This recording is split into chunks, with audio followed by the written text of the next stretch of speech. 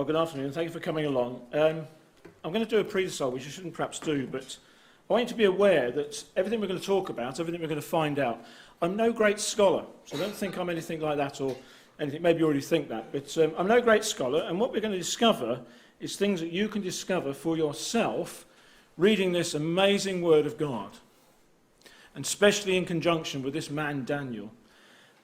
Yes, we're going to look at chapter 7. We're going to look at it very intensely. We're going to have a quite good look at it and see what we can get from it. But can I plead with you to go away and read the whole of Daniel? Because the whole of Daniel is such a wonderful book. It's a book that will inspire you. If you don't believe in the Bible, if you don't believe in God, I defy you when you've finished, if you understand it, if you've tried your best, I defy you to really not believe in God. There's a challenge for you straight off the bat. So, Daniel, prophecies. There's loads. There's absolutely tons in Daniel's, and we would be here. I reckoned, I did a sort of calculation. I think we would be here for about 3 to 4 days, give or take. And that's assuming everything went well, meals were okay, and we kept going. There is so much there. That's what I'm trying to say to you. And I'm going to attempt to show you as much as I can from Daniel and show you as much as we can. So why Daniel? Well, we're going to look at Daniel because he's talking about today as well as what happened yesterday. And I think, and we think as Christadelphians, that it proves that if these things are true in the past, and Daniel can prove this, and he will, then surely it's worth looking to see what he has to say, believe it or not, for the future. But I wonder what you would do if you knew the future. I know a lot of people at work, I know what they would do.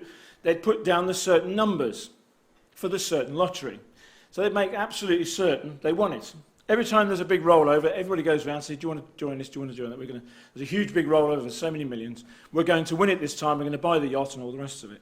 I wonder what you would do, though, if you had that. I wonder if you knew the future, what would you do with it? What sort of thing would you hold in yourself? What would you do if you knew, let's say, the day you were going to come into money? Well, you'd plan, wouldn't you? Think, right, great, I'll tell you what I'll do. I know I'm going to come into money on the 23rd of September 2016, so I'm going to plan to spend it all. Perhaps you're the sort of person who saves. Well, fair enough, you will save it. What if you knew the day you were going to die? What would that do to you? What would you say to yourself if you think, well, actually tomorrow's the day I'm going to die? When am I going to get, well, would you sleep tonight? I don't know. It's difficult, isn't it? I don't know what you would do if you actually knew the future, if you understood what was going on. What would you say, though, if I could say to you there's a book that if you haven't got one, I personally will make sure you've got one. It's called the Bible. Now, you can download this if you've got the internet access. You can even read it online. You can actually not have to possess a book. You can actually just read it online if you wish. But there's so many ways of reading a book. Be interesting, wouldn't it? This book has been around for a very, very long time. Well over 2,000 years is in its completion. It's been around. Perhaps not in the form we think. It's called the Bible. Like I said, if you haven't got one, we'll make sure you have got one. This Bible contains everything you'll ever know, or want to know, or need to know about your life on earth, let alone understanding what we're going to be doing today, which is looking at prophecies. So, with this book, the Bible then, what do you think we could think about? Well, this is one word that will come up. There's one word that will help you understand something about the Bible. It's called prophecy. Now, that may be a word you've not come across, and so I've just put in there what I've come across is the description. It's foretelling or predicting of what is to come. And that's what they're doing. These people in the Bible, there's several, not just Daniel, but Daniel specifically we're looking at, is going to predict to you for his future and for our future. Quite something, isn't it? I found it quite amazing when I found out about Daniel and who he was and the fact that he was going to tell us, he was going to describe to us. In fact, did you just realise that you've just read? You've just read a prediction of what was going to happen in Daniel's future and what's going to happen in our future. Quite something, isn't it? And it's very exciting and very interesting. Well, let's consider Daniel the man. Daniel the man himself, well, I want you to understand one thing. Like the book of Ruth, like the book of Esther, These are real characters. They're not a made-up story. Don't think that for a moment. Don't think, oh, well, someone thought we'll just make up about a guy called Daniel, or we'll make up a person. These are real stories. We absolutely believe this. They're real stories of real characters who went through real situations in their life. So when he's writing here, and when he talks to you, he's writing in about a vision. He had this vision, all right, and he wrote it down for us so we could understand. Just so you know, his name, if you need to know, his name is called God is My Judge. And to be honest, no better sum up of what happens to him. He allows God to judge everything in his life. He allows God to control all the things in his life. He's not frightened to do that. He wasn't alone when he went to be taken into captivity, which is basically what happened to him. So I don't know how you feel about that. I know what I'd feel. Being taken from my home, from my place, is a familiar. If you've ever been on a holiday abroad, ever felt a bit out of place, even in countries that perhaps speak English or reasonable English, just go to Italy or something, or go to France or go wherever, just little tiny places like that, which are not significant when we're on a holiday, but you just feel a tiny bit out of place, so you don't feel like you know the cultures. But Daniel had the same problem with his friends as well. We're told that he was a quite youngish man. We don't know his age. I mean, some people have said he was 19, but he could have been any age. Let's say he was youngish. Let's say he was in his 20s, just for our capabilities, what we're going to look at. He's taken from his own country, and you can see he's taken all the way from Jerusalem, all the way across, and it's actually an up and down journey. It's not just a little straight across now, or get on a plane. Get on a plane, it will be less than an hour's flight. In a car, they reckon a day and a half. By camel, it could be anything up to a week. On foot, it could be 2 to 3 weeks. He travelled over 800 miles or more, because he would go up and across the rivers, because that was the simplest and easiest way to go. He wouldn't go across the desert. He'd go up and over it and come down into Babylon. So he had a lot of time to think about what was going on, a lot of time to perhaps contemplate on what is happening, but he's with his friends, so I suppose he has a bit of moral support. They seem to be intelligent, and certainly that's what comes across. Daniel's not, I think, your average guy. He definitely understands things. He definitely seems to be able to really be an intelligent guy, that he's obviously standing out a little bit. And so does his friend as well. Was he pretty? Was he lovely? Well, that's open to debate. We don't know. But the one thing we do know of Daniel, he was definitely a man of God. He was a man that believed in God. He was a man that trusted in God. And if you read it, if you have the chance to go home and read it, please do. You'll discover just that point. If nothing else, you discover this man trusts in his God. So when he's shown something, when he does something, he wholly and wholeheartedly trusts in his God. Daniel is tried and tested by his captors. He is put into situations that maybe we wouldn't like to be put in. How would you like to be tested on what sort of food you have? How would you like to be tested on what you eat? My doctor's always telling me what I should eat. And he said, you should be eating this and that because it should be more healthy for you. But for Daniel, it was even more important than that. He was being offered the king's food. And because he was being offered that, he knew that as a possibility, it could have been offered to the gods of Babylon.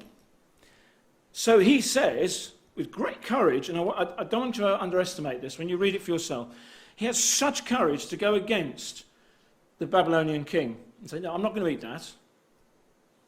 And the eunuch goes, hang on, you're going to put me in a really bad position. What are you going to do? He said, well, you just give me pulses, you just give me stuff that I know that just comes fresh from the ground, that's just fresh, that's not been tainted. Then see what happens. And amazingly, or under God's control, under God's guidance, because he stood up, his countenance ends up being better than the ones that have been chosen by the king to be in the same, I suppose we'll call it university, shall we? Because I don't really know what else to call it. But so the guys that were in the same university, they looked better. They looked better than them. Daniel's companions on what was lesser food or worse food or technically not bad. But he stood up. He stood up against it. He's about to do also, and this is something that will happen to him afterwards. This is something that he will actually stand up against later on. In fact, I'll tell you why. Because a slight change in difference is that here Daniel's going to change. He's going to be put into a position that, I don't know how you do this, but he's a man now, we think, certainly 80s, 90s, certainly aged, well trusted of his God. He's thrown in by Darius the king into a den of ferocious lions.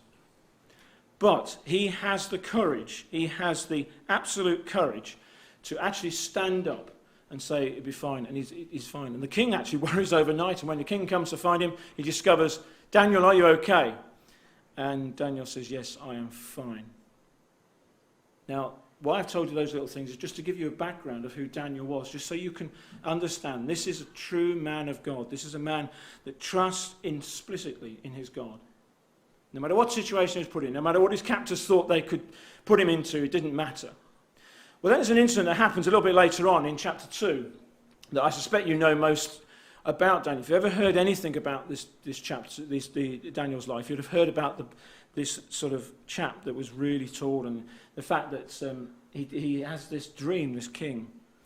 And this dream that he has, he didn't understand. And what he did, which was quite naughty of him, I guess, he said to all his wise men, if you can interpret this dream and guess what, and tell me what happened, then I'm going to believe you, and we'll see how we go. So all the wise men came, and all the wise men tried their best to understand. All the wise men tried their best to sort out that situation, but they couldn't. They said, well, tell us, king. If you tell us what it is, we'll give you the interpretation. Now, can I tell you, friends, that's easy, isn't it? I have lots of companies come to me at my school and say, if you give me the price of the other companies, we'll beat them. And I always think, yeah, well, of course you can, because if I tell you it's £10, you can easily say, well, I'll do it for $9.99. It's the same principle here. Whether he remembered his dream, I don't know. And so he dreams this dream of a statue. And he then dreams this dream, and he sees it, and he doesn't understand it. And he asks for all these people to come and sort it out. And you'll read this as you go through Daniel. But notice this. And this is in Daniel chapter 2, verse 17, if you want to look at it. I'm going to take everything from the ESV, so that's just a translation of the Bible that I choose to use. It doesn't matter which one you use, but entirely up to you. Then Daniel went into the house and made the matter known to Hananiah and Michael and Azariah, his commitments, and told them to seek mercy from the God of heaven. They wanted him to. They weren't going to do this on their own. They weren't going to find this on their own. They weren't going to interpret this on their own. They were going to have to ask for God's help, and it's very true that they do. And he said of the rest of the wise men of Babylon, then the mystery was revealed to Daniel in a vision of the night. Then Daniel blessed the Lord God of heaven. Daniel answered and said. And so he actually realizes that he's been answered, and this dream has been answered. And he goes in and tells the king, he says, great, right, I'll tell you exactly what's happened. And he describes to him, you see several situations. And one of them is, you're the head of gold. And as you can see from the actual image, you will see that there it is. He says, you're the head of gold, you are Babylon. And he goes on to describe the others as well and tell them. Tells them that the silver is the next kingdom, bronze is the next kingdom, and then the legs of iron and the feet of iron and clay is another kingdom. And then there's a rock that will destroy. But Daniel doesn't take any of this and say, oh, it's me.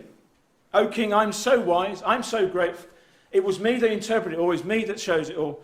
It doesn't say that. Blessed be the name of the God forever and ever, says Daniel, to whom belongs wisdom and might, and changes times and seasons. He removes kings from seats and sets up kings. He gives wisdom to the wise and acknowledges to those who have understanding. He reveals deep and hidden things. He knows that what is the darkness and the light, and dwells in him. To you, O God, of my fathers, I give thanks and praise, for you have given me the wisdom and might, and have made known to me what is asked of you. For you have made known to us the king's matter. Daniel's under no illusion, and I want you to be under no illusion. This is not Daniel giving his interpretation and saying, oh, look, I know all this. This is Daniel being told by God those interpretations, so he was able to instruct and to show exactly what's happening. So when you come to chapter 7, when we come to that chapter now, when we come to think about it, remember those things. You can look at them yourself, Daniel chapter 2, read through it again, have a good look. And we haven't really got time, sadly, to give it real look. But as we think about the Bible prophecy, as we think about it, we want to understand these things. First of all, the book is broken into two parts. One is historical, and one is of prophecies, roughly from chapter 7 to 12. There's also another little thing that we need to note as well, just on the way, is that after chapter 7, the language changes into Hebrew. Why does it do that? Because I think, or at least the understanding is, that of course it's talking to the Jews who understood, not the local natives. We see what happens. The other thing to note as well is the events here in chapter 7 take place before chapters 5 and 6, which makes sense because we're talking about Belshazzar here.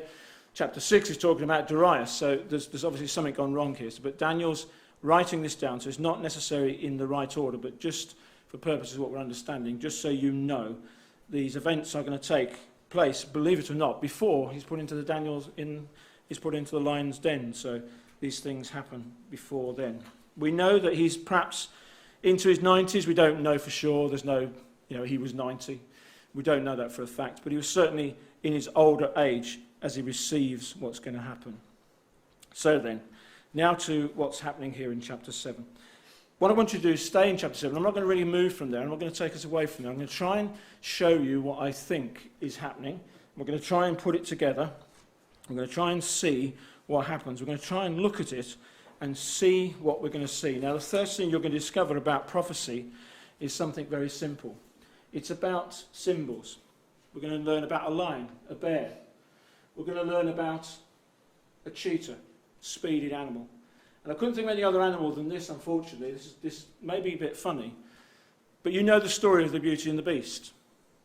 And although it sounds comical, the idea is principally the same. I think you have to understand, and can I just put this into your minds now? We don't know exactly what Daniel saw. But if I said to you, there was a lion coming down the road, and it was followed by a leopard, and the bear came with it as well, you'd have that in your mind. If I then said, there was something else behind it, but I've no idea what it was called, and I have no idea what it looked like, I can't describe it to you. It wasn't a bear, it wasn't a lion, it wasn't a leopard. Do you get the idea what's going on here? Daniel saw something. Daniel did see things he understood, but he didn't necessarily understand the very last one. And so, we're going to come across what they call symbols. Sometimes England is caused, isn't it? 3 lions on their shirt, I suppose, is quite prevalent at the moment. Will they get through? Won't they get through in the football? We kind of understand that. And if the bear, do we understand it perhaps as Russia? I don't know, do you? I mean, I don't know what your ideas are, but there are animals sometimes associated with countries, and so we kind of understand that. And why would we understand that? Well, I suppose we'd understand it because we don't know exactly what Daniel actually saw. We know about the bear and we know about the lion. The lion is a strong animal. I've never seen a lion in the wild, but my cousin has, and he's took photographs as well, some amazing photographs of lions feeding, and just the ferociousness of them, and the fact that they can down animals bigger than them, is quite obvious. The bear itself, I suppose, strong beast. Well, we know it can tear down trees if it wants to. It can definitely do damage. And the polar bear itself, that's a massive animal. That can really do some damage. But even the common bear will do some damage. What about the leopard? Well, we know the leopard is quite a strong animal, but also a very fast animal. My cousin again says when taking photographs of them, he struggles because with a camera, it's difficult to keep up with them when they're in full run, when they're really going fast. Keep these ideas in your head. And then, of course, we've got this beast. I don't apologise at all for that image. I don't know what he saw. I don't know what sort of beast he is. I'm going to give you another picture in a minute. But that's just to try and make you think about it. The beast in that story is a horrible person. He's a person that does nasty things, says the story from Walt Disney. So I want you to think about the same idea. What did Daniel see? The symbols are there for us to understand even today, isn't it? Even today, I guess, we understand those symbols, I would think. So then, if we can get that in our mind, if we can think about that, if we can make sure we've got those symbols well and truly in our head, thinking, well, we'll try and think about the beast itself when we get to it, and we'll think about that awful one, the very last one, and decide what we think it is, not this cartoon type of thing, but whatever you think it could possibly look like. And we'll try and bring that into our minds as we go. So, chapter 7, and now verse 1. In the first year of Belshazzar, king of Babylon, Daniel saw a dream and a vision of his head. And so we discover that he's in the time of Belshazzar. And as I said, that puts us back beyond and before chapter 5. And it puts us in that period. He's just there. He's just having a dream. He's having a vision of his head upon his bed. And thankfully for us, Daniel, when he has this vision, he writes it down. I'm glad he did. I don't even know how he began to write it down. He obviously remembered it very well. Because do you remember I had a dream last night. It was a very strange one, but I can't remember it. I was trying desperately. If I had a dream, I was going to try my best to remember it to talk to you today, but I can't.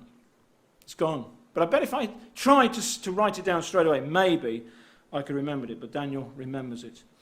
And so we know in the first year of the Babylonian kingdom, we are there and we're in that situation and we understand it. I want you to understand also something else, that all the visions up to this point have technically been for other people. You'll discover as you go through chapter 2, who was it for? It was for Nebuchadnezzar.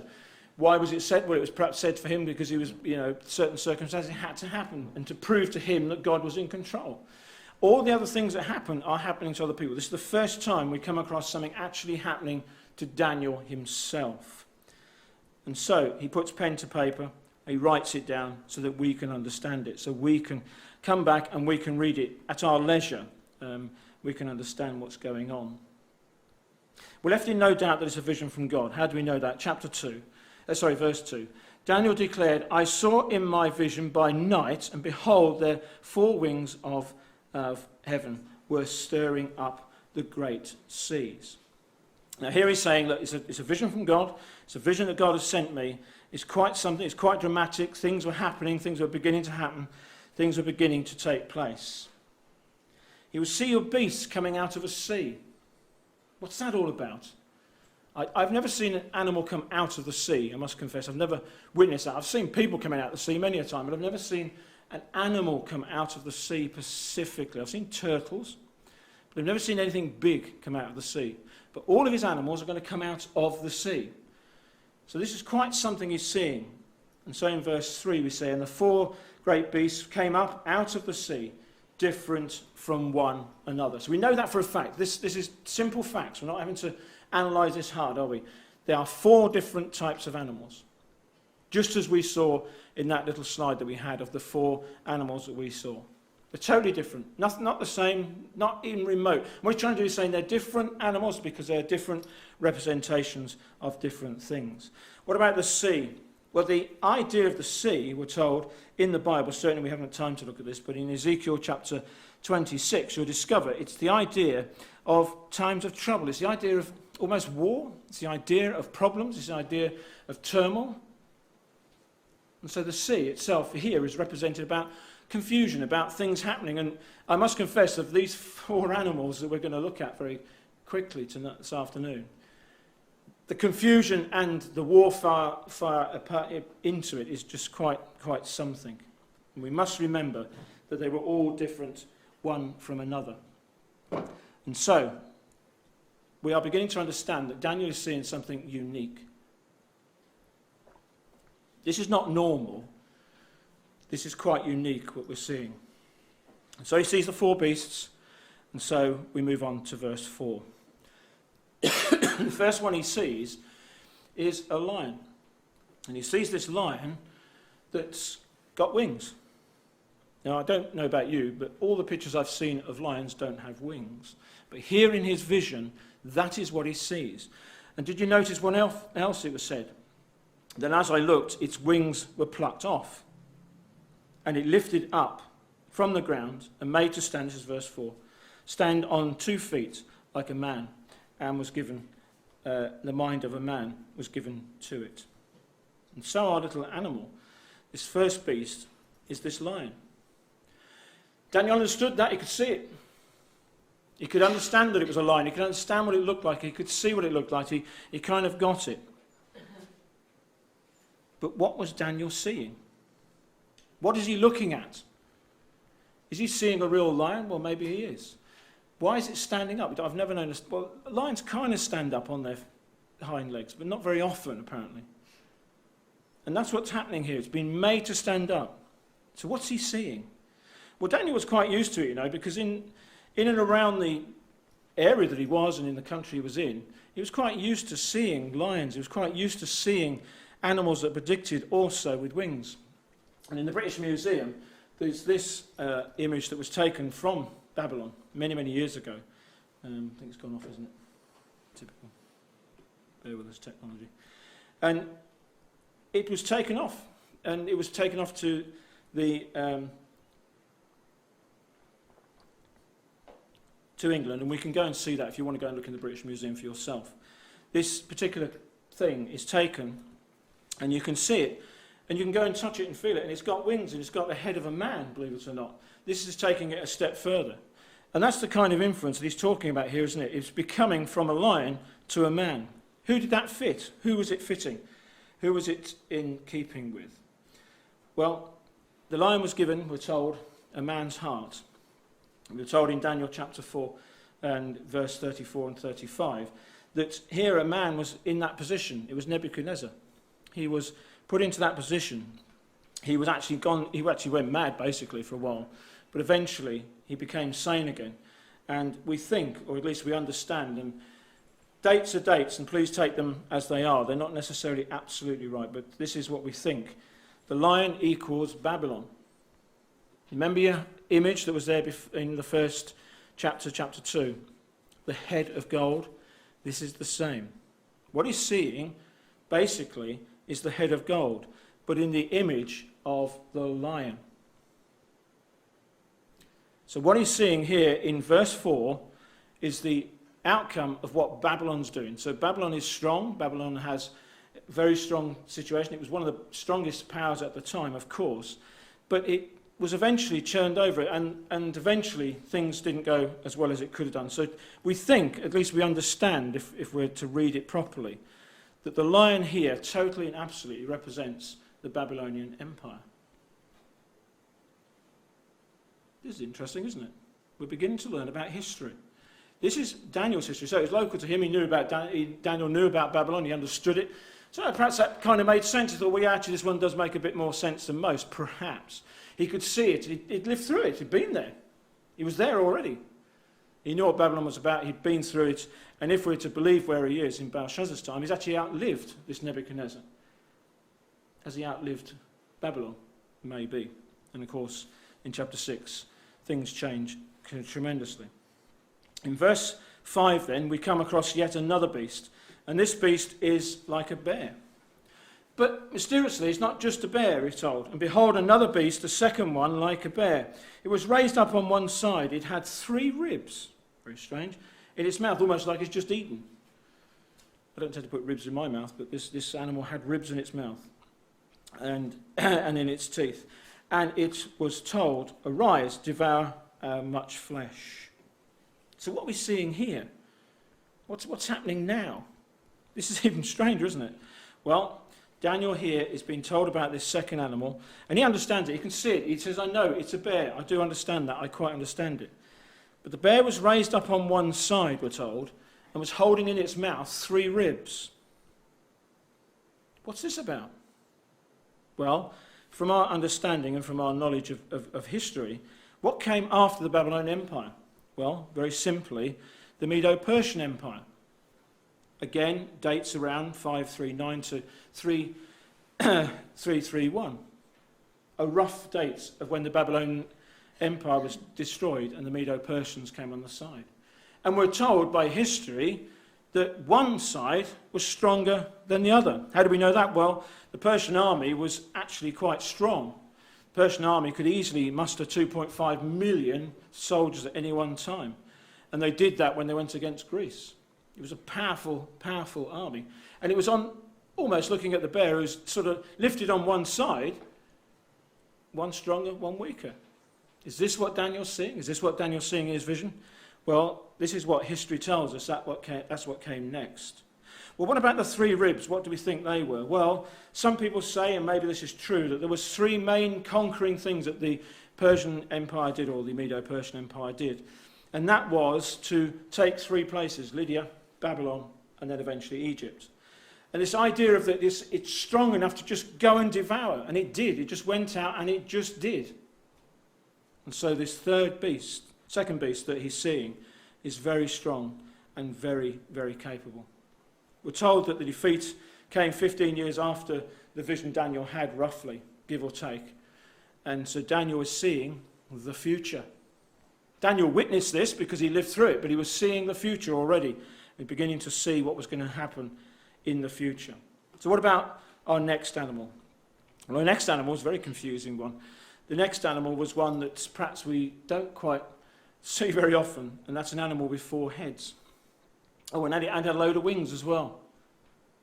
Come down to verse 6. After this I looked, and behold, another like a leopard with 4 wings of the bird on its back.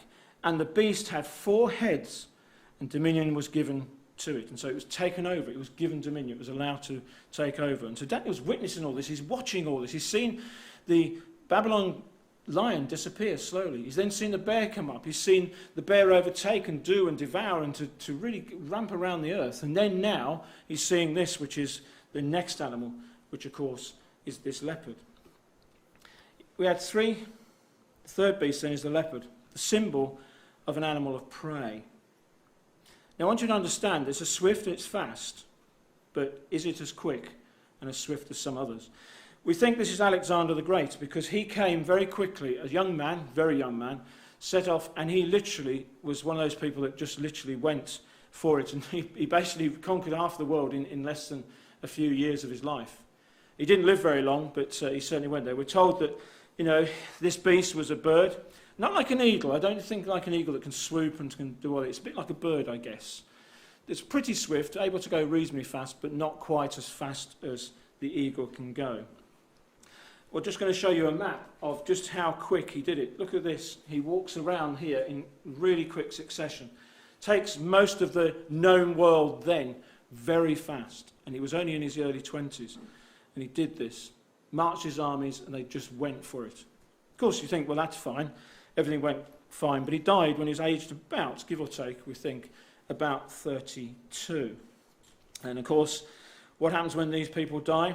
Well, when he died, we're told that, sadly, things get taken over. And 4 generals are going to take over the situation.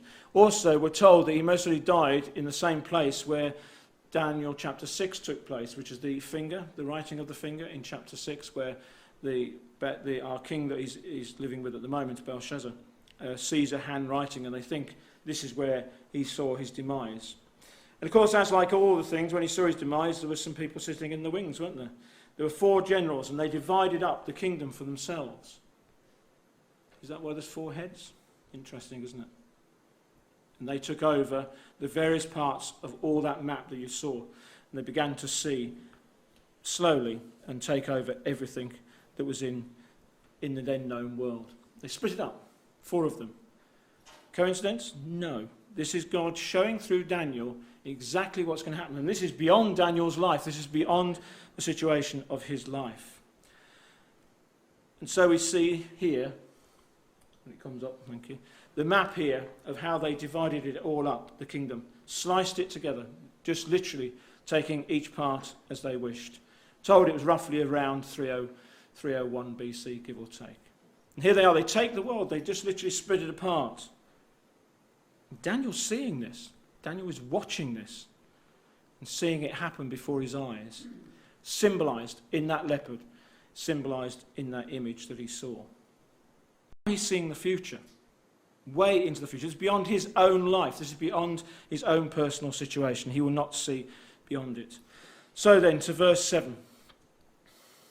Now, I want you to think about this carefully. I'm going to put you a picture up in a moment that is a myriad of the pictures that have been sort of developed and done. I don't know what the beast looked like. Listen to what it says. After this I saw, verse 7, in the night vision, and behold, a 4th beast, terrifying and dreadful, and exceedingly strong. It had great iron teeth. It devoured and broke in pieces, and stamped what was left with its feet. It was different from all the beasts that were before it, and it had 10 horns. I don't know whether it looked like this at all. I was trying to think of the most ferocious thing you can possibly think about. I was trying to find the most ferocious picture I could think about. It's a weird-looking animal because it also, coming out of its head, is 10 horns as well. This is the strangest beast you're ever going to come across. I don't know if Daniel was able to really describe it. And so we've been going down through history, and we're beginning to see that we've seen the Babylonian time. We've seen the Medo-Persian. We've seen, for Daniel now, which is future for him, past for us, of course, we've seen that Alexander and his men take power.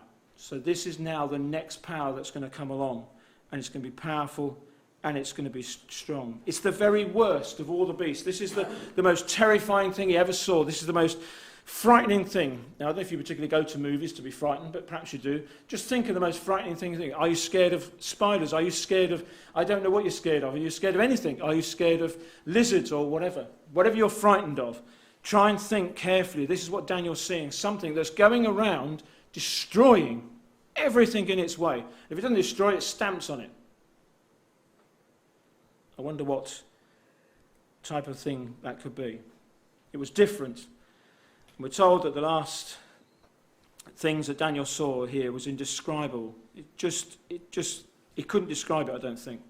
This was the strongest that everyone had ever seen. Stronger than Babylon, stronger than the Grecian, stronger than any of the empires that have come before. This is the one that was like an iron rod.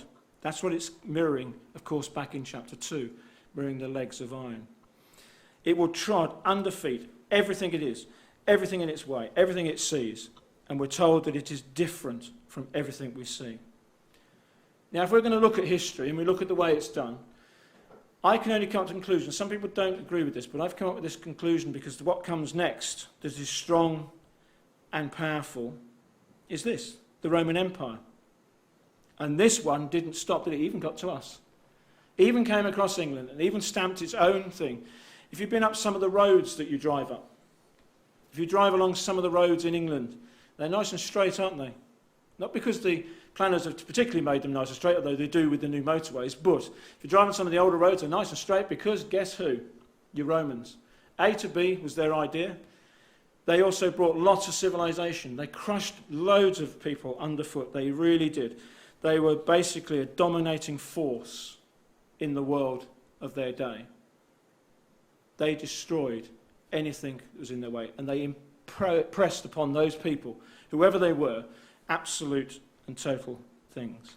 Daniel is then told about this interesting thing, about this little horn. This little horn, which was going to appear in the middle of the head of this beast, this horrible-looking thing, was to, well, be strange and looking, wasn't it? Verse 8, look at this, look what it says to say. I considered the horns, and behold, there came up among them horns, a little one, before which 3 of the first kings were plucked up by the roots. And behold, in the horn were eyes like the eyes of a man, and a mouth speaking great things. And so here he's trying to describe, what is he seeing? What am I seeing? I'm seeing these 10 horns, I'm seeing 3. And the other thing is this thing can speak. Well, it looks like it can see, and it's got a mouth and it can talk. And it's quite amazing what he's looking at and what he can see. This 11th horn was able to speak and was able to talk. This 11th horn was able to describe undescribable things and talk about things. It was to dislodge 3 of the kings. It was to take them completely away. It was to destroy them. And the downfall, eventually, of this horn, we're told in verse 25, will be the way it speaks against God himself. So what's Daniel seeing? What's he begun to see? Well, he's seen things that are just so horrible. And if you look for yourself, and if you have time to look, you'll discover that all these things are, just amazing and just incredible what the horn has seen. It's seen things that are just unbelievable. But see this. Look at this. This is interesting. This just is a little pictorial description of how the world had changed and how the world is changing. This describes to us a little bit of how it's done. You can see how the Babylonian Empire is at the top. And you can see how that then the next one that's there is the Medo-Persians. Then you can see the leopard of the Grecian Empire. And then look at the Roman Empire. But look down here at the bottom. If you look at the very bottom, it talks about 3 kings. We haven't time to look at this, but if you get a chance, look at when the Goths came along. And the 10 kings come down and they take Rome and they destroy it.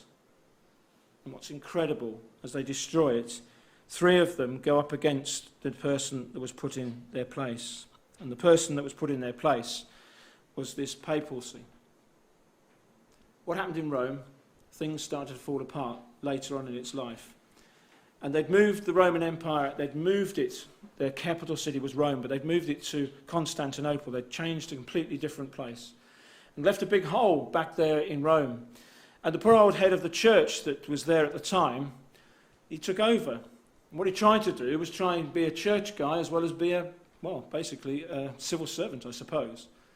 And when the two mixed together, things began to get not too well. And we found that most of the tribes were Christian. Most of the tribes understood, but there was 3 of them that weren't and didn't agree with it. And so he sent out armies to destroy them. And he did. And you will find the other armies. The Anglo-Saxons are there. And guess who they are? They're us. You'll see the Germanic tribes are still there. Germany. The French tribe's still there. And even the Spanish. But these 3 tribes that were left behind, that were destroyed, even the things that are called the Vandals, which I always find was comical, but they are destroyed, and you won't find a descendant of them. Now, we've just looked into this very briefly, and if you look into it a bit more, you'll see so much more. Time has really eluded us, and time always does, because this is just fascinating, isn't it? This is history both being put into place, and now we're talking about the future, what's going to happen. So what have we seen in Daniel? Well, we know that it's the same as Daniel chapter 2 is the same as Daniel chapter 7. It's a reiteration, and God does this a lot. When God starts repeating things, it's well worth taking note of it. It's well worth thinking about it. So we've seen the beasts. We understand who they are. At least we have, I hope, a little bit of an understanding of who they are. We understand, of course, that there's the Babylonian, the Medo-Persian, the Greece, and the Roman Empire. We hopefully see that the symbol and image that's in chapter 2 is of the same and looks the same. God has shown, I think, to us and to Daniel, of course, who he's talking to first, God has shown that he is in control of history and all has come to true. All those empires did exactly what that animals were described. Yes, they went in and destroyed. Yes, they went in and did things, but they slowly did exactly that. And so I think we know that, well, all things went well. But let's just leave you with the last bit that I think is interesting. Because this chapter doesn't just talk about up to this point, and we got to Rome, and that's it, everything went pear-shaped. It now talks about this. Look at verse 13 and 14. This is a wonderful words that are written by Daniel. And I saw in the night vision, and behold, there was the cloud of heaven. There came as one like a man, son of man, and he came of the Ancient of Days, as he presented before him. And to him was given dominion, and glory, and kingdom, and all peoples, nations, and language shall serve him. His dominion is an everlasting dominion, which shall not pass away, and his kingdom is one that shall not be destroyed. Believe it or not, news at 10, that's a talking about the coming of the Lord Jesus Christ in the coming of a kingdom which we fully believe in. Daniel saw the future. The future is out there. It's up to us whether we want to take part of it, whether we want to try our best to look at it. I don't know whether you do or whether you're really interested, but I hope what we've tried to show you is just some things that are going to happen upon this earth. Some things that will eventually happen upon this earth. This earth is going to be taken over. It's going to be taken over by God. It's going to be shown, and with the image, if you remember, it will be destroyed. And even the animals that you saw will be overtaken. God will destroy. God will take care of this world and will make things happen. That's why he's telling Daniel. That's why he's given us this vision. That's why he's showing us this vision. Because he tells us this, doesn't he, in verse 26 and 27. He tells us these words, and the court shall sit in judgment, and his dominion shall be taken away, to be consumed and destroyed to the end. And we're told about the beast is destroyed. This horrible thing you can't see is eventually destroyed. And the kingdom and the dominion and the greatness of the kingdom under the whole heaven shall be given to the people of the saints of the Most High. His kingdom shall be a kingdom, an everlasting kingdom, and all dominions shall serve and obey him. God is determined to let you understand that it all comes from his word. He wants you to read. He wants you to understand that there are great things in place. Daniel saw the future. Daniel is showing you the future, and I hope that you'll be able to do it. If prophecy then is real, and Jesus is coming back, and all of it is real, surely you and I should take note of it. You and I should perhaps try and look at it a little bit closer and try and understand a bit more. There's so much more about this. There's so much more that you can understand. Like I say, we talked to you as people that just try our best to understand the Word of God. And here Daniel's just seeing a vision of all the things that are to take place upon this world. He's telling you that there's going to be a coming of a kingdom. And when the Lord does return, he wants, as he says there, the saints of the Most High to be there. And one of the wonderful things is, you can be there if you choose to be. Well, I thank you for your time, and I hope that even though this has been a bit rushed, even though we've gone through it a bit fast, and even though we perhaps not talked about the things we should have done and perhaps missed a few things, you've begun to see an insight that Daniel saw his present, saw his future, and saw the ultimate future that goes way beyond us. And it's open there for all of us. So thank you very much.